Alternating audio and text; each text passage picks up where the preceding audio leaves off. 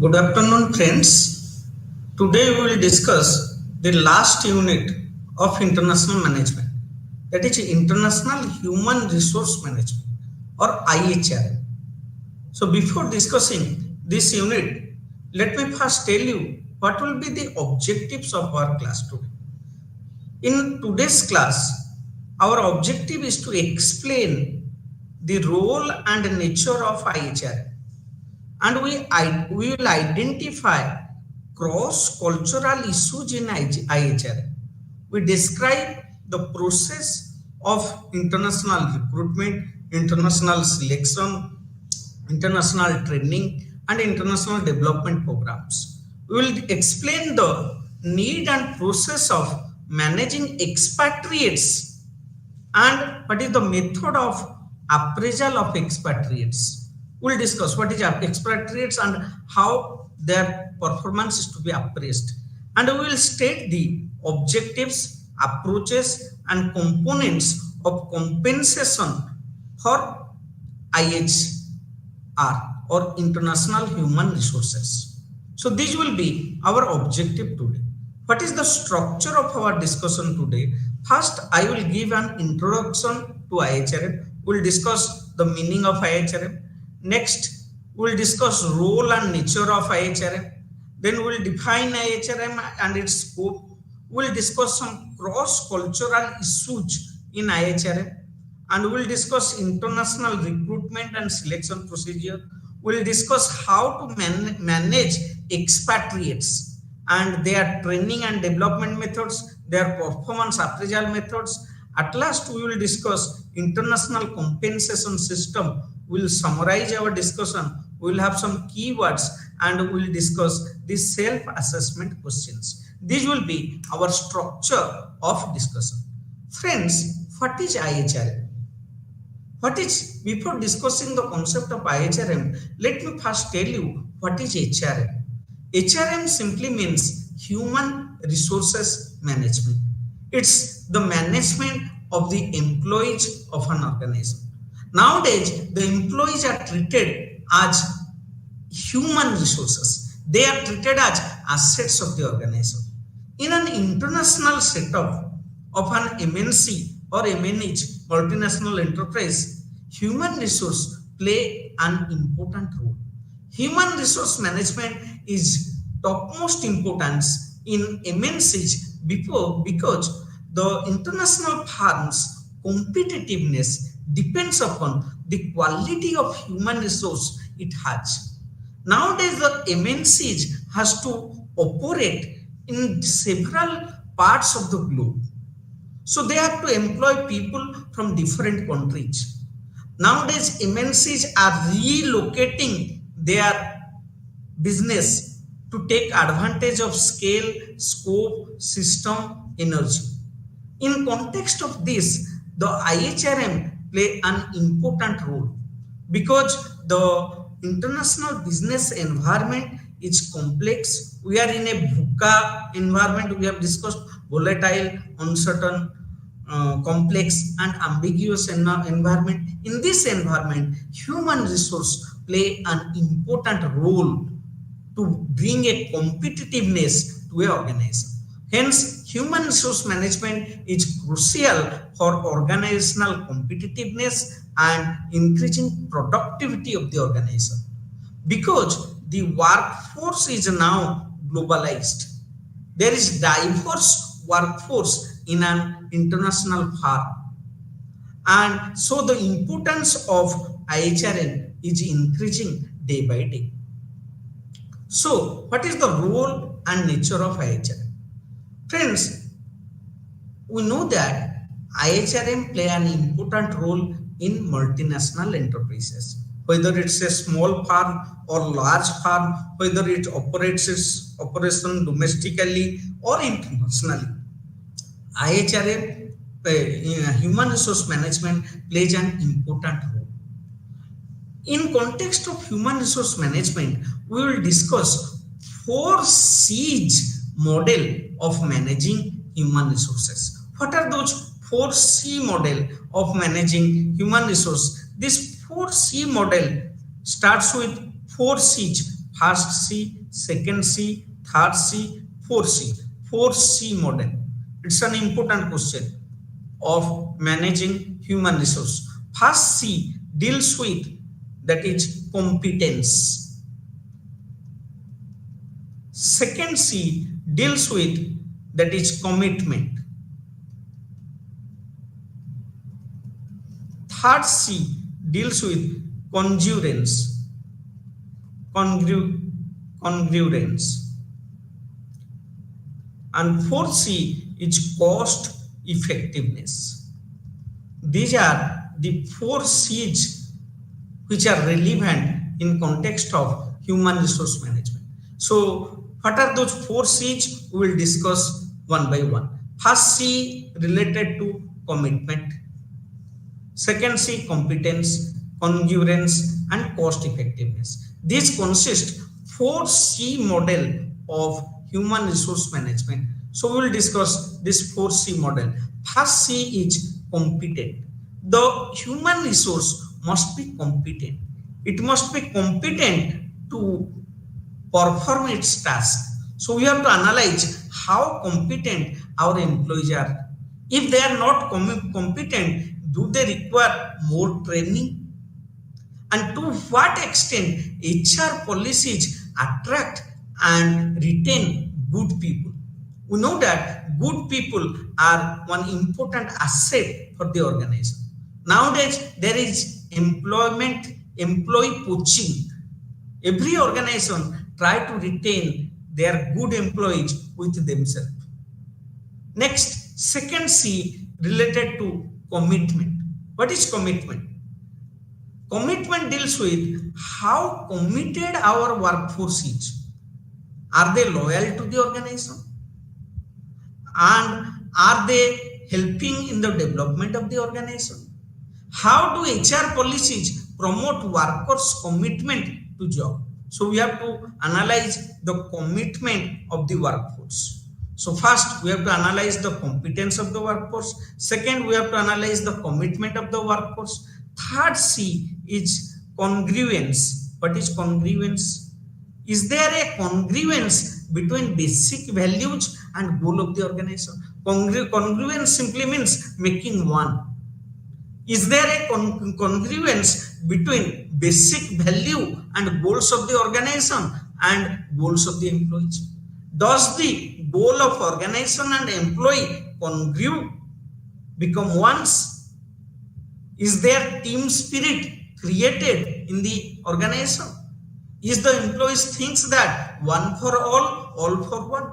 This is known as congruence. Is there something that blinds the spirit of all employees to a single vision, creating an environment of trust and respect for all? So it's all about measuring the cohesiveness of the workforce. How cohesive the workforce is, that is congruence. Fourth one is cost effectiveness. What is cost effectiveness? Are the HR policies cost effective with respect to wage, benefits, absenteeism, turnover, and so on? So these are the 4 major C's in context of human resource management, and all these consist 4 C's of HRM, 4 C's of human resource management. So if workers are competent, what happens? If workers are committed, what happens? If the workforce is congruent, what happens? If the workforce is cost effective, what happens? What is the result of these 4 C's? If high competence of employees, if the employees are competent, what happens? It leads to versatile skill set of employees. It leads to capacity to assume higher roles. It leads to capacity to respond enthusiastically to the external challenge. A high competent workforce will lead to the following things. Second, high committed workforce. What does it bring? A high committed workforce ensures better communication between subordinates and superior. It ensures mutual trust and respect of subordinate and superior. It refers to mutual understanding of the issues of all stakeholders. If the workforce is highly congruent, what does it lead to? It leads to a common purpose for all the concerned. It leads to a common purpose. It leads to a group problem solving aptitude, a collaborative attitude towards problem solving. It leads to concerted and cohesive responses to environmental changes. There will be group efforts created if the workforce is highly congruent. Then fourth one is, if the workforce is highly cost effective, what does it lead to? If the workforce is highly cost effective, then it leads to harmonious relationship among employees. It leads to equitable remuneration and rewards, and there will be very low dissonance among the employees, and it will lead to overall happy working environment in the organization. So the four C's must be addressed while designing the human resource policy of an organization. The four C's are, we have discussed, competence, commitment, congruence, and cost effectiveness. Next, we will discuss what is IHR. If all these human resource management techniques applied in an international setup, that is known as IHR. IHRM is the managing the workforce of an international organization, or it's all about managing the workforce of a multinational company or multinational enterprise. That is known as IHRM. So IHRM refers to those activities that are undertaken by an organization to utilize the human resource effectively in an international setup. So IHRM generally deals with the following activities. First, HRP, human resource planning, requiring the needs of human resource in an MNC. Second, international staffing, which staff will be placed where, putting right person in the right place, that is known as staffing. Third one is training and development. What sort of training is required for employees and how to develop their core potentials. Next, fourth one is performance management, measuring their performance and managing it is performance management. Then next one is compensation and benefits, and the last one is labor relations. If all these activities is done for an MNC or MNH, it is known as IHRM, International Human Resource Management. So it MNH, human resource planning, staffing, training, performance management, compensation, and labor relation function combinedly constitute the scope of IHRM. So we have discussed the scope of IHRM. Next, we will discuss Morgan's three dimensions of IHRM.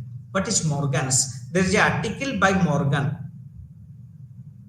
and on development of IHRM presents a model of IHRM that consists three dimensions. So this is known as three-dimensional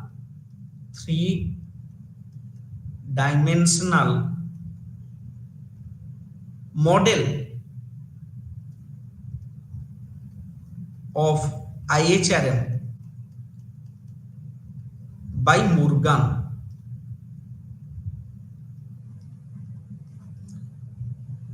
So this is known as Morgan's three-dimensional model of IHRM.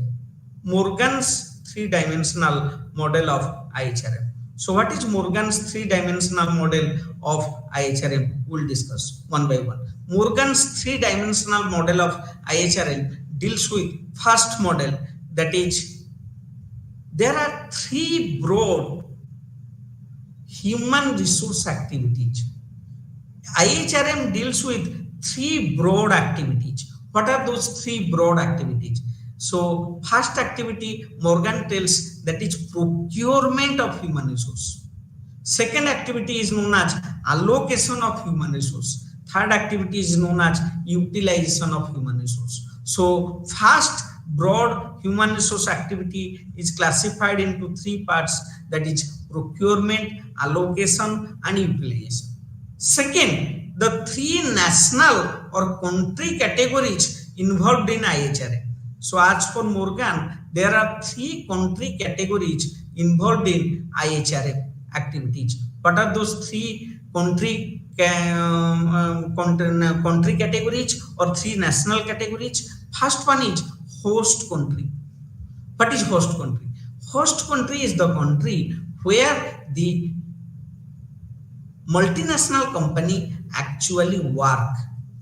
Its subsidiary is located where, that is known as host country. Let's take an example. Pepsi USA is doing business in India. So India will be host country and USA will be home country. So what is home country? Home country where the firm is headquartered.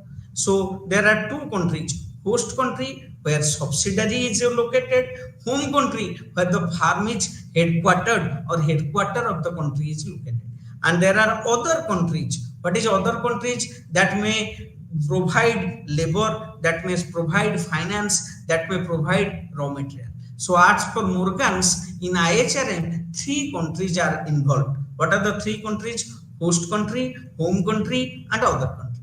As per Morgan, there are three activities of human resources. What are those activities? Procurement, allocation and utilization.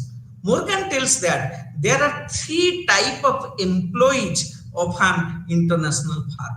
What are the three types of employees of an international firm? It is very important. One is known as HCN, another is PCN, another is TCN. What is HCN? HCN means home country nationals, host country nationals. HCN means host country nationals. We will take an example and explain it. HCN. PCN means parent country national. HCN means home host country national. PCN means parent country national. And TCN means third country nationals. I will give an example to explain it. Third country nationals. So there are three nationals involved in an IHRM context, IHRM international firm. First one is host country national. Let's take an example. Suppose IBM is a country. IBM is a company. It's headquartered in USA and it employs Australian citizens in Australia. IBM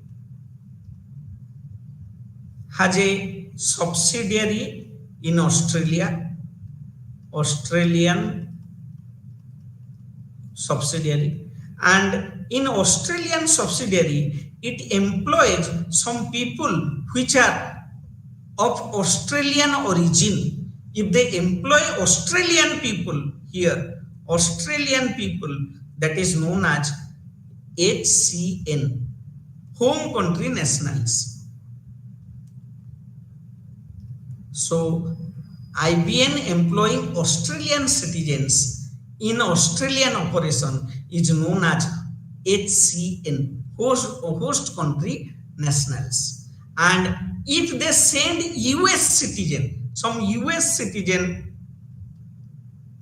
work in Australian subsidiary, US is the parent country of IBM, so US citizens shall be known as PCN, parent country nationals. What is PCN? If they send US citizen to Asia Pacific countries on assignment, it will be known as PCN. Suppose IBM recruits some Singapore employees on an assignment to Japanese operations. So if some Singapore people is sent to Australian operation or any other operation, they are known as TCNs.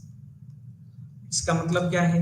IBM Australia में अगर Australian लोगों को नौकरी देता है, वो Australian लोग जो काम करते हैं उनको बोला जाता है क्या? HCN, host country national. IBM अगर ऑस्ट्रेलिया में यूएस सिटीजन्स को नौकरी देता है, उनको बोला जाता है पेरेंट कंट्री नेशनल। आईबीएम अगर ऑस्ट्रेलियन ऑपरेशन में किसी सिंगापुर को या जापानीज पीपल को नौकरी देता है, उन लोगों को बोला जाता है TCN, third country nationals.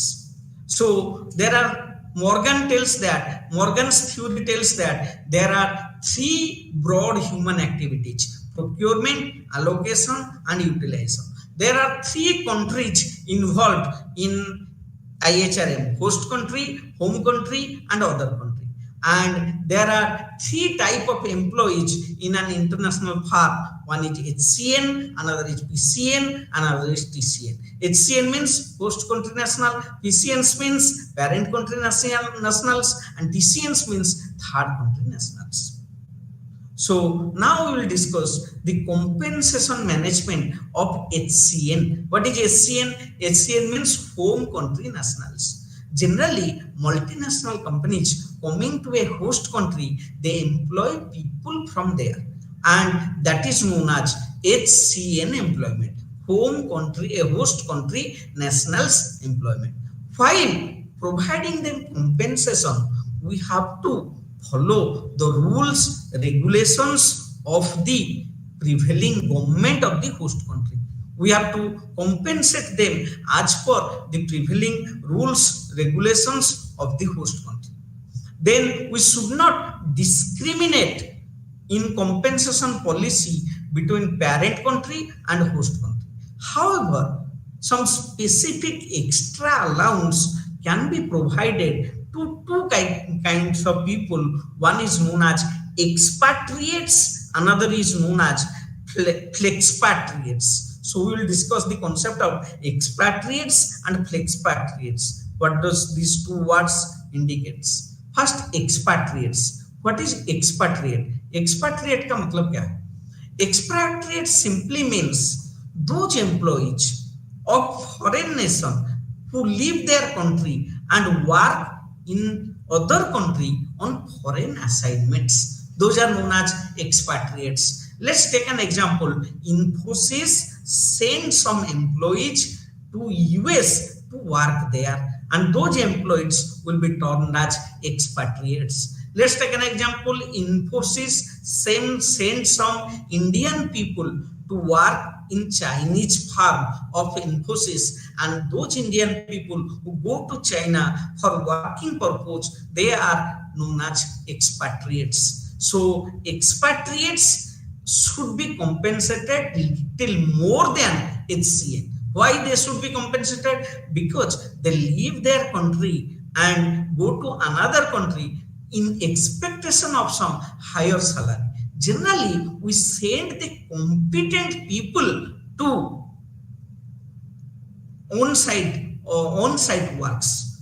We send competent people to offshore. If we send competent people, they must be compensated well so as to retain them in that country. Next, another concept is flexpatriate. What is flexpatriate? These are certain experts who frequently fly. They are foreign professional who travel at a short notice for a short time duration while maintaining their family and personal lives at home. These are known as flexpatriates. So expatriates must be compensated well, and flexpatriates must be compensated well, little bit more in comparison to HCN.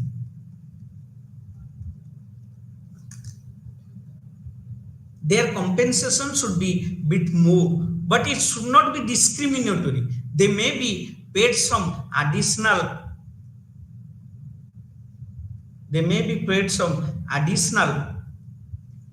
allowances to work in foreign country. So we'll discuss how to compensate the expatriates or expatriates in our discussion. So next concept is cross cultural issues in IHR. What is cross cultural issues? First we have to understand what is culture. Then we'll go to cross cultural issues in IHR. By culture, we means a whole set of social norm and responses that condition a population's behavior. Each and every citizen of a country has some unique culture in him.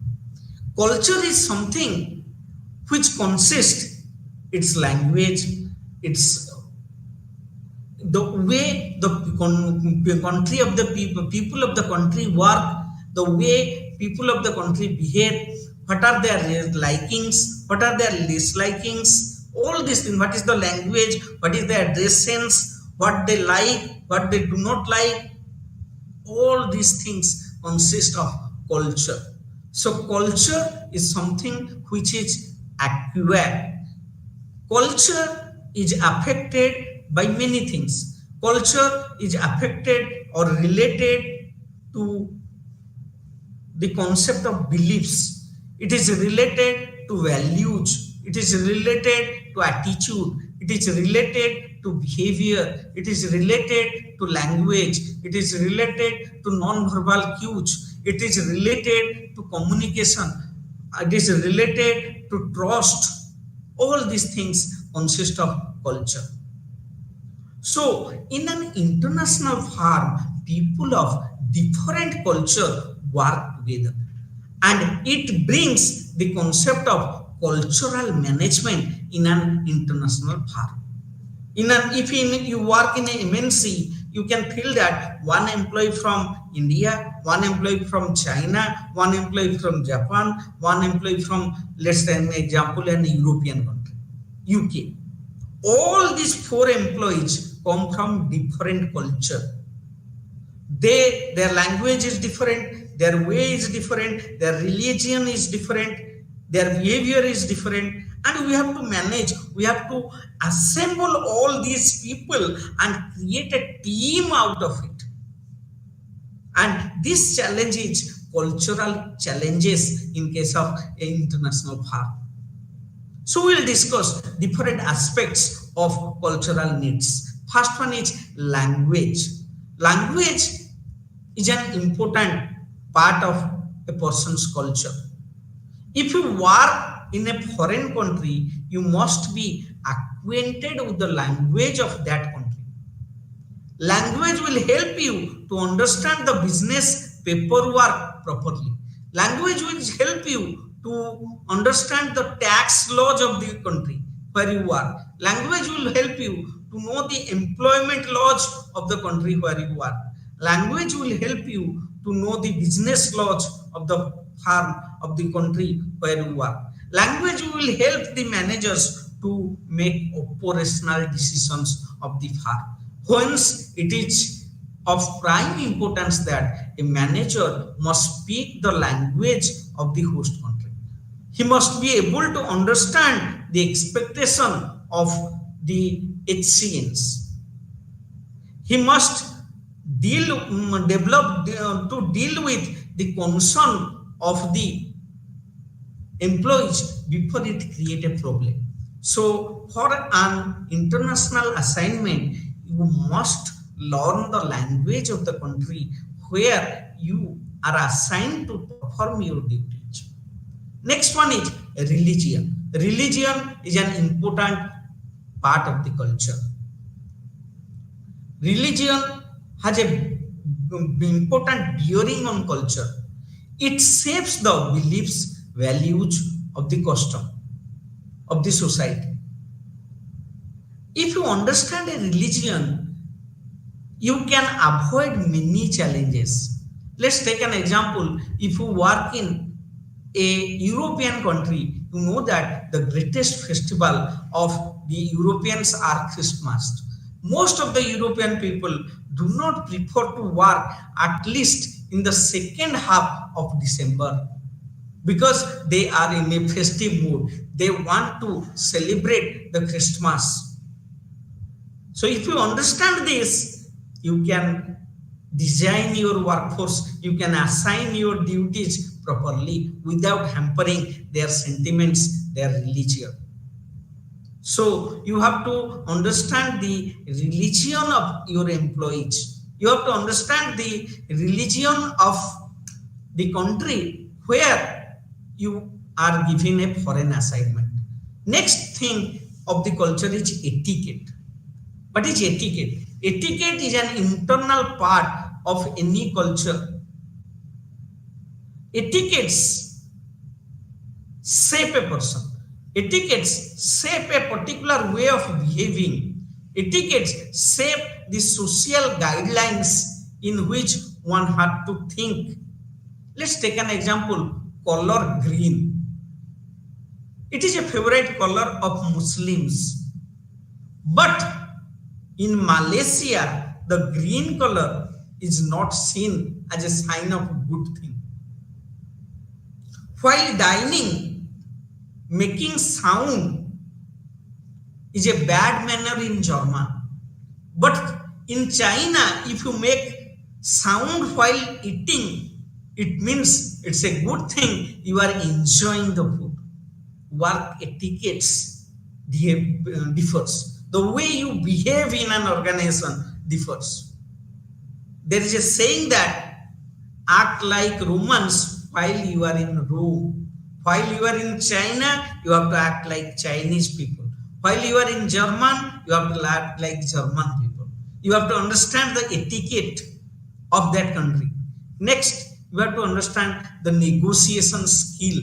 Negotiation skill. This is most important. Negotiation means communication, trust of customers of a culture helps in business negotiation. The business negotiations are most crucial business skill. One must have to understand the negotiation skill. The negotiation skill should be in line with the culture and language along with deeper understanding of client's business goals and motives. By understanding this, you should negotiate. Next one is role of culture in IHRM. We have discussed that cultures play an important role in IHRM. In case of a multinational company, people of different cultures work together, and this concept is known as cross-cultural diversity. Cross-cultural diversity occurs in international firms, and you have to manage this cross-cultural diversity. People of different country act differently. Like in case of Japanese culture, there is a concept called collective responsibility. But in case of Western culture, it is based on individual responsibility. The way Japanese and Western people work are different. In case of decision making in Japan, it is more time consuming. But in case of American style of functioning, the decision making should be quick. So people in different country work together, work differently. Their work culture is different. Work is regarded as end in Anglo-American culture, but not in Mexico. Okay, so in case of US, the management culture is democratic, but in case of French, German, Indian management style is more or less autocratic. So developing countries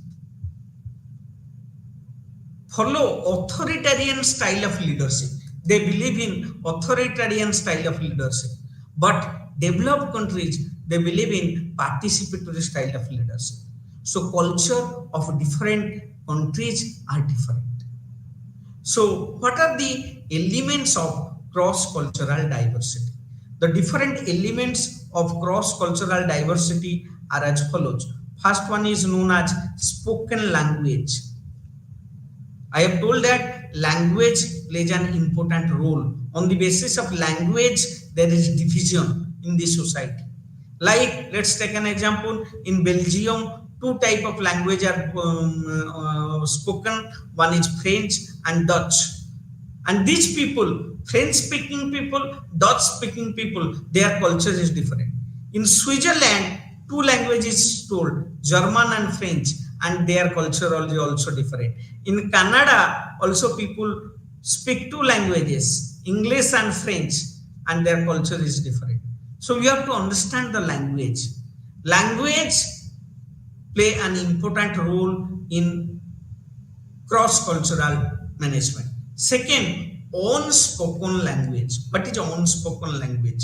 Spoken language, unspoken language.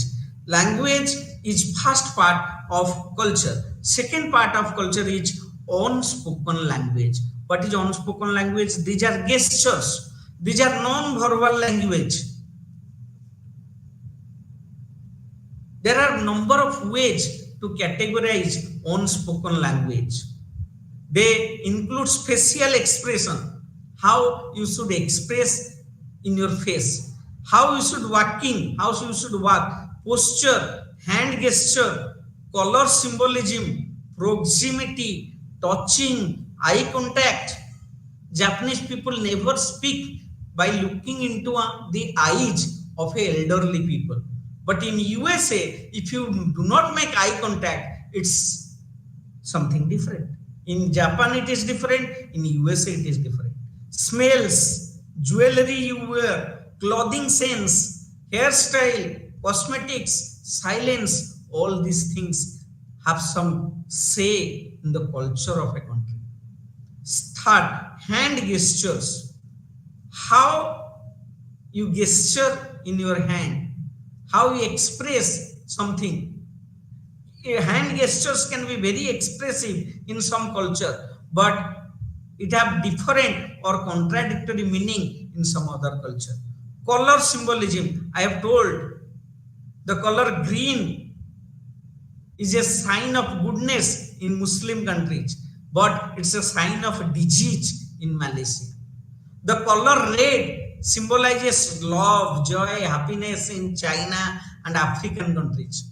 But in Nigeria and South African country, it is means red means grief. So you have to manage all these cultural diversity in an international forum, because people from different country come together and work in your organization. So you have to manage the diversity.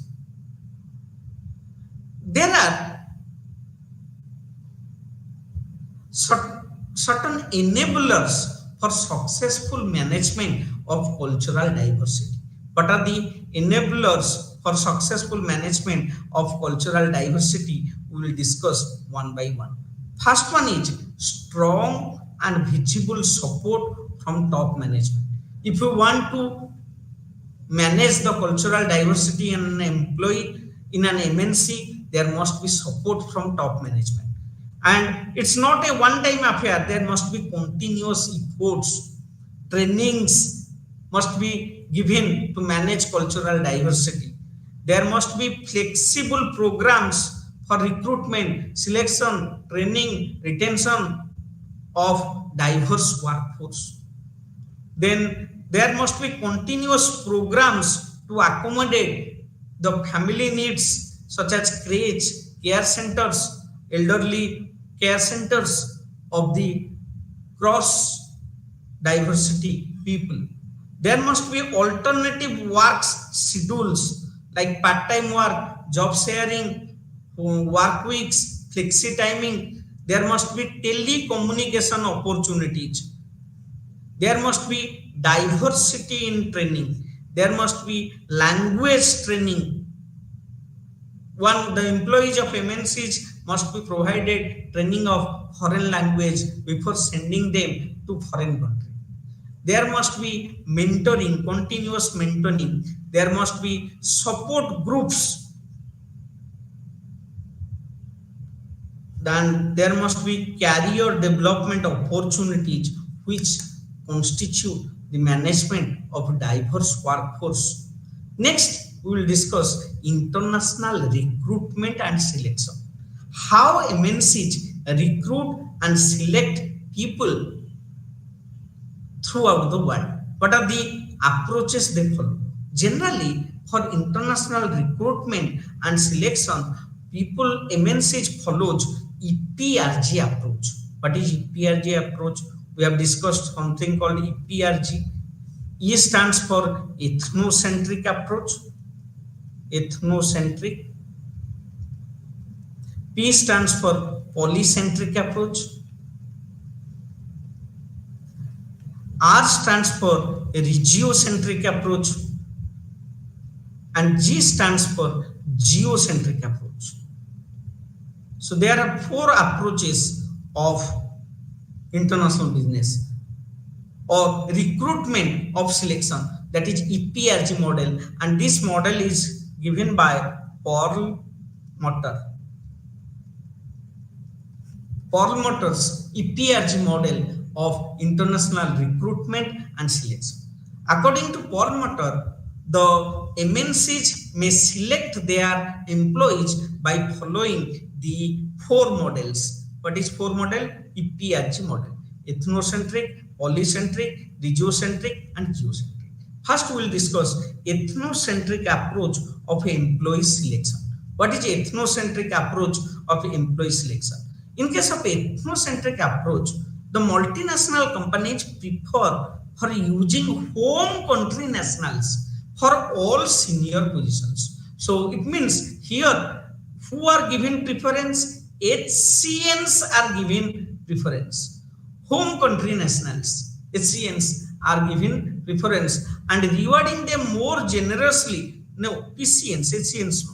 PCNs. What is PCNs? PCNs means parent country nationals. So here PCNs are provided senior positions and they are rewarded more generously over host country nationals. It means here in key positions you employ PCNs. PCNs means parent country nationals. So there is a discrimination between parent country nationals and host country nationals in respect of power, position, remuneration. So PCNs are provided greater importance than HCNs in case of ethnocentric approach. Second one is polycentric approach. In polycentric approach, the host country nationals are preferred for local position, local units, and greater degree of autonomy in recruiting personnel. It's just the opposite of ethnocentric approach. Here, HCNs are given more preference than PCNs. HCNs are given more preference than PCNs. Okay, the knowledge of local, because if you employ HCNs in local operations, you will get the benefit that they know the local language, they know the local culture, they are acquainted with the local environment. So this is the second approach for employing polycentric approach towards employment of people in case of international business. Third approach is regiocentric approach. What is regiocentric approach? In this case, for a particular region, you employ a people of that region. That is known as regiocentric approach. Let's take an example. An American multinational operations. If, for instance, an American multinational operation in Europe may prefer to have European managers. An American company employ European managers for his business in Europe. That is known as a regiocentric approach. In Europe, there are 27 countries. For 27 countries, European Union, you set up one European manager. The European manager will manage all the 27 countries business operation.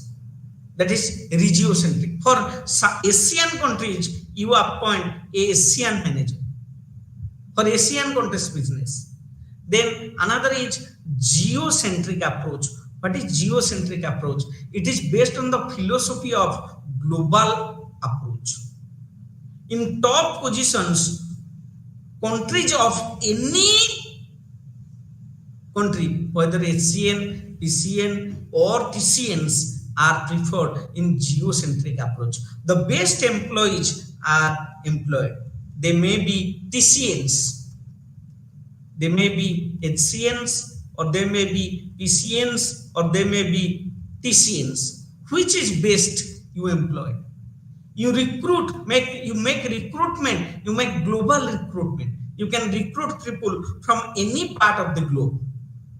That is known as geocentric approach of international HR. Next, managing expatriates. What is expatriate? I have already told what is expatriate. Expatriate is a home country. Expatriate is a home country or third country national which is assigned to a host country for managing business operations. If for the purpose of business a foreign national is sent to a home country national is sent to a foreign country for doing business, that is known as expatriates. In case of India, many IT expatriates are working in US, UK or any foreign countries of Infosys. So why you send expatriates to foreign country? Because of certain advantages associated with expatriates. What are the advantages associated with expatriates? Expatriates have necessary technical and managerial skill. Expatriate enhance communication between parent country and foreign subsidiary. Expatriate is more familiar with corporate culture, vision, mission of the parent country. Therefore, the parent country send expatriates, and expatriates are assigned foreign post and become international managers. Then what are the disadvantages of using expatriates? If you use expatriates, there will be some disadvantages. First, they are normally paid higher to HCNs. Host country nationals, they require a special training before sending to foreign country assignments. They require work permit. Without work permit, the expatriates cannot work, and they do not enhance the firm's local image. So expatriate may block promotional opportunity for local employees. So these are the disadvantages of expatriates. Okay. Next, what are the points which are considered while selecting expatriates? While making selection of expatriates, we have to consider his technical ability, his cross-cultural suitability, his family requirement, his country cultural requirement, his M&E requirements, whether he knows the language or not. All these things we have to consider while selecting expatriates. Next, expatriates must be trained before sending on foreign assignment. That is known as expatriate training and development. What are different type of training provided to expatriates before sending him to foreign assignments? The training can be of two types. Two types of expatriate training. One is pre-departure training. This training is given before the employee leaves his home country. Before leaving his home country, pre-departure training is given. And another is post-departure training, that is known as HCN training. That is after the employee join the firm, the training is provided. Next, what are the components of pre-departure training? The pre-departure training consists the following components. First component is cultural awareness programs. We have to make him aware of the area of the foreign country, culture of the foreign country, language of the foreign country. We have to sensitize him. We have to give him fixed experience, field experience before sending on. What is the expatriates are sent to foreign country. Next, we have to give them another two type of training. One is known as preliminary visits. We have to send him to some areas in home country which are similar to foreign country.